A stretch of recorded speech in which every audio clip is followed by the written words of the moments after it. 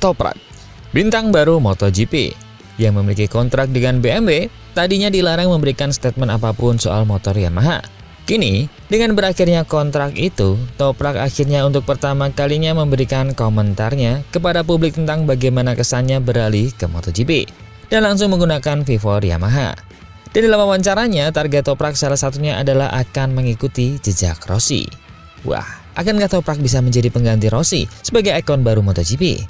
Dan juga dalam kejayaannya, ternyata Ducati menyimpan masalah besar. Dengan penjualan Ducati dan Audi yang menurun, dikabarkan kini Ducati mengalami masalah keuangan dan terancam kesulitan untuk memperpanjang kontrak Marc Marquez dan Pecco Bagnaia. Dan 2026 akan menjadi tahun penentuan nih. Dan juga masih ada berita-berita lainnya tentunya. Seperti apa lengkapnya, kita bahas.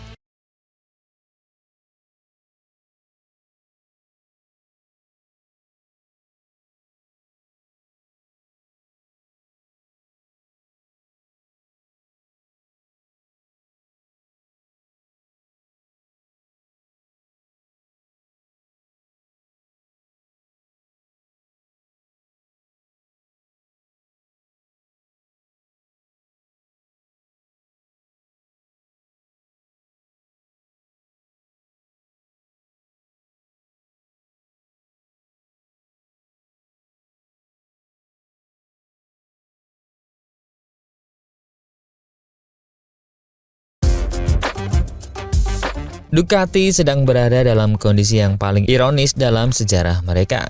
Di lintasan, tim ini merajai persaingan MotoGP dan mencapai era keemasan. Tapi di luar lintasan, kondisi finansial mereka justru merosot. Penurunan penjualan Audi sebagai perusahaan induk Ducati, terutama setelah anjloknya permintaan pasar global sepanjang 2025, memicu kebijakan penghematan ketat hingga 2026. Kombinasi penurunan ekspor Ducati ke pasar seperti Amerika Serikat dan Tiongkok, serta kebijakan efisiensi yang ketat dari Audi, membuat Ducati kini tidak lagi punya fleksibilitas finansial seperti dulu. Inilah ironi dari sebuah kesuksesan yang justru melahirkan ancaman baru. Sebuah dilema ini bermula dari satu sosok, Marc Marquez.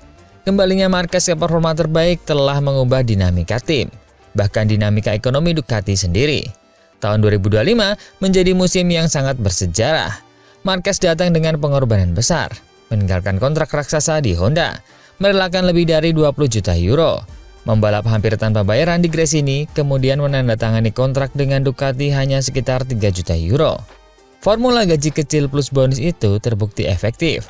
Marquez meraih gelar dunia, menyabut 11 kemenangan dan mengembalikan statusnya sebagai aset terbesar MotoGP. Keberhasilan itu juga berarti Marc Marquez kini berada dalam posisi tawar tertinggi untuk kontrak baru. Untuk pertama kalinya setelah bertahun-tahun, dia kembali berada di puncak piramida nilai pasar pembalap. Dan kali ini dia tidak akan datang dengan diskon. Targetnya jelas, kontrak dengan angka besar seperti di Honda, kisaran 12-15 juta euro. Dan disinilah masalah Ducati mulai membengkak. Kehadiran Marc Marquez memberi gelar, tapi juga menciptakan monster finansial yang harus dibayar. Di sisi lain garasi, ada Pecco Bagnaia, mantan raja Ducati yang kini mendapati tahtanya terguncang. Bagnaia bukan sekedar pembalap, dia adalah ikon Ducati modern. Pembalap yang mengembalikan gelar dunia pertama sejak Casey Stoner dan membawa tim ke puncak lagi. Namun 2025 menjadi tahun yang brutal. Hanya 2 kemenangan, performa yang menurun drastis dan tidak adanya penjelasan teknis nyata dari Ducati mengenai apa yang salah. Ketika Bagnaia tenggelam dalam krisis performa, Marc Marquez justru tampil seperti tsunami. Dan sejak itu, keseimbangan kekuatan berubah total. Kontrak Bagnaia akan berakhir pada akhir 2026, tepat saat MotoGP memasuki era 850cc. Secara emosional, Pecco sangat jelas, dia ingin pensiun di Ducati, mengakhiri karirnya sebagai simbol merah Borgo Panigale. Namun, situasi finansial mengatakan sebaliknya. Ducati berada dalam rezim penghematan. Audi meminta efisiensi ketat, dan mempertahankan 2 pembalap superstar sekaligus adalah yang tidak realistis secara ekonomi. Jika Ducati memberikan kontrak besar kepada Marc Marquez, maka Bagnaia harus memilih antara menerima gaji jauh lebih rendah dibandingkan tahun-tahun kejayaan atau membuka pintu untuk meninggalkan Ducati dan tak ada jalan ketiga. Karena itu, 2026 akan menjadi musim penghakiman bagi Bagnaia. Tekanan besar dalam hidupnya sudah menunggunya di seri pertama di Thailand. Jika Pecco bisa menang dan menegaskan dirinya kembali sebagai pemimpin tim, dia akan memberi Ducati alasan kuat untuk mempertahankannya, bahkan dengan kompromi keuangan. Tapi jika dia kalah dari Marquez, apalagi dari Marquez yang baru saja pulih dari cedera panjang, itulah titik runtuh yang bisa memisahkan Pecco dari Ducati, lebih cepat dari dugaan. Di balik layar pedok, spekulasi transfer pun sudah bergerak lebih cepat daripada musim balapnya sendiri. Nama-nama pengganti sudah masuk meja. Fermin Aldeguer sebagai calon pembalap masa depan pilihan Gigi Dall'Igna, Fabio Quartararo jika proyek Yamaha V4 gagal, dan Alex Marquez yang secara performa sudah cukup dekat untuk dianggap layak memperkuat tim pabrikan. Dengan kata lain, Ducati sudah mempersiapkan rencana jika Bagnaia tidak ditemukan kembali versi terbaiknya. Dan kini, Ducati dihadapi dilema yang belum pernah terjadi sebelumnya. Jika mempertahankan Marc Marquez, finansial mereka bisa terguncang. Jika kehilangan Marc Marquez, performa mereka bisa runtuh. Jika mempertahankan Bagnaia dengan gaji besar, Marquez bisa pergi. Jika kehilangan Bagnaia, stabilitas tim dan moral pembalap bisa runtuh. Tidak ada pilihan sempurna. Semua opsi mengandung risiko besar. Di tengah badai ini, keputusan kontrak Marquez dan Bagnaia bukan lagi sekedar urusan gaji atau durasi kontrak. Ini adalah keputusan strategis jangka panjang yang akan menentukan masa depan Ducati di MotoGP era 2027 dan 2028. Dan dari semua pembalap di MotoGP, hanya Bagnaia yang nasibnya paling jelas. Jika tidak bangkit pada 2026, terutama awal musim, perjalanan indahnya bersama Ducati hampir pasti akan berakhir. Marquez mungkin akan tetap tinggal dan menjadi pusat proyek Ducati, sementara Bagnaia tak ada lagi jaminan dia akan memakai motor merah setelah 2026. Semua mata kini tertuju pada Thailand, bukan hanya menentukan pemenang pertama musim, tapi untuk menentukan masa depan karir Bagnaia dan arah Ducati sebagai kekuatan terbesar MotoGP.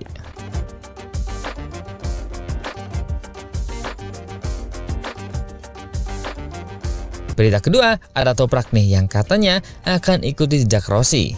Akankah bisa menggantikannya?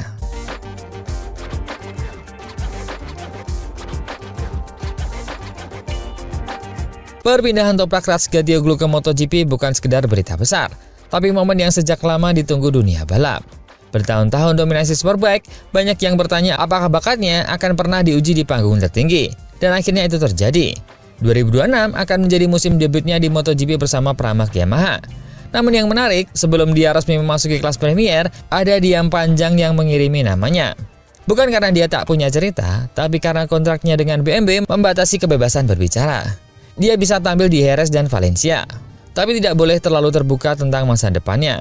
BMW ingin merayakan sang raja Superbike dulu, dan wajar mereka baru saja meraih gelar dunia bersama pembalap paling spektakuler yang pernah melaju dengan BMW. Setelah gala mewah di Berlin dan kemudian seremoni FIM di Lausanne, pintu yang selama ini tertutup akhirnya terbuka. Untuk pertama kalinya, Toprak berbicara resmi tentang debutnya di pedok MotoGP dan kesan awalnya terhadap Yamaha M1. Dan jawaban pertamanya langsung jujur, tanpa pencitraan, tanpa dramatisasi. Awalnya, semuanya benar-benar berbeda. Bukan hanya motornya, semuanya, seluruh pedok. Hari pertama di Valencia terasa aneh. Banyak orang, banyak kamera. Saya sedikit gugup. Tidak terdengar seperti ucapan seorang juara dunia 3 kali dan 78 kemenangan yang ditakuti lawan. Tapi justru itulah yang membuat pengakuannya begitu manusiawi. Perbedaan terbesar menurutnya adalah posisi berkendara. Dia menghabiskan hari pertama bukan untuk mengejar waktu, tapi mencari kenyamanan, posisi badan, rasa ban depan, rem, semuanya. Yamaha kemudian menjanjikan stang jepit baru dan beberapa penyempurnaan untuk membantu adaptasinya. Tapi di balik semua penyesuaian teknis, ada satu kalimat yang menunjukkan seberapa besar potensi pembalap ini. Hari pertama saya tidak cepat, hari kedua saya cepat, tenang, padat, dan penuh ancaman bagi lawan. Meski baru beberapa hari mengenal lingkungan baru, Toprak langsung menyatu dengan garasi Pramac. Dia memuji tim yang bersikap hangat, dan bahkan menyebut Jack Miller sebagai teman baru. Kesan sosial yang positif penting untuknya, karena dia tipe pembalap yang bekerja dari rasa nyaman dan kepercayaan, bukan sekedar angka dan data. Dan kemudian muncullah momen yang benar-benar memecah kebisuan panjang ini. Untuk pertama kalinya, Toprak berbicara bukan hanya tentang motor, tapi tentang emosinya terhadap MotoGP. Dia tidak lagi terdengar seperti tamu, melainkan seseorang yang menemukan rumah baru yang cocok. Dia bahkan memberi penghargaan pada pendatang baru lainnya, yaitu Diogo Moreira. Sesuatu yang jarang dilakukan pembalap bintang ketika mereka baru memasuki kelas yang lebih tinggi. Semakin jelas, Toprak bukan datang sebagai turis, tapi sebagai pesaing. Tetapi, satu bagian dari wawancaranya adalah yang paling mencuri perhatian. bagian yang menyentuh nada nostalgia bagi para penggemar MotoGP. Ketika berbicara tentang impiannya mengikuti jejak pembalap besar dari Yamaha, matanya berbinar. Untuk pertama kalinya dia mengaku bahwa dia ingin hidup dengan perjalanan karir ala Rossi, menjadi ikon Yamaha di MotoGP, lalu nanti mungkin beralih ke dunia balap mobil seperti idolanya. Dia bahkan tertawa ketika membahas koleksi mobilnya, Audi R8, Audi R8 Biturbo 1400 horsepower, hingga Porsche 911 GT3 RS. Seolah tanpa sadar membuka sisi dirinya yang sangat mirip dengan sang legenda dari Tafulia itu, seorang sensasi roda 2 yang juga terpikat dunia roda 4. Saat ditanya apakah dia bisa membayangkan masa depannya seperti Rossi di BMW, dia menjawab santai tapi penuh tanda. Mengapa tidak? Mungkin suatu hari nanti kami tidak bekerja lagi dengan 2 roda, tapi 4 roda. Kita lihat saja nanti. Di detik itu, semua terasa jelas. Toprak tidak datang ke MotoGP hanya untuk sekedar mencoba.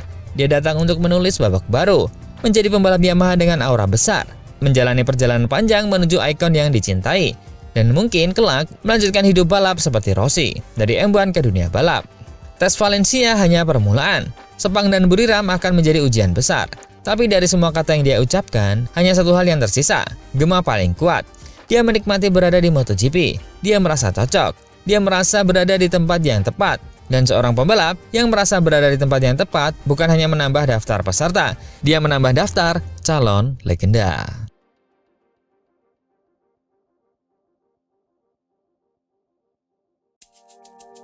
Berita ketiga, berbeda dari Ducati yang masih sepenuhnya menggantungkan masa depannya pada Marc Marquez dan ketepatan paket GP26, Aprilia justru memasuki fase baru. Dengan fondasi finansial yang jauh lebih kuat dan stabil, mereka tidak hanya siap bersaing, mereka siap memberikan tekanan besar. Senjata utamanya, Marco Bezzecchi.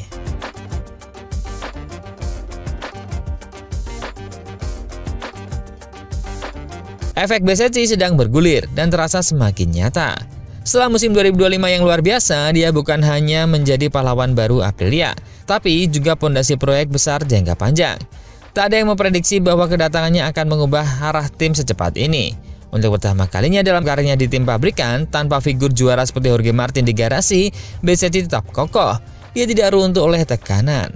Dia memikul beban Aprilia sepenuh hati. Pedok sepakat, penampilannya mengagumkan. Dia mengubah pengalaman menjadi kemenangan, mengubah RSGP dari motor spesialis trek cepat menjadi pesaing hampir di mana saja di paruh kedua musim. Dan inilah yang membuat Aprilia semakin berbahaya.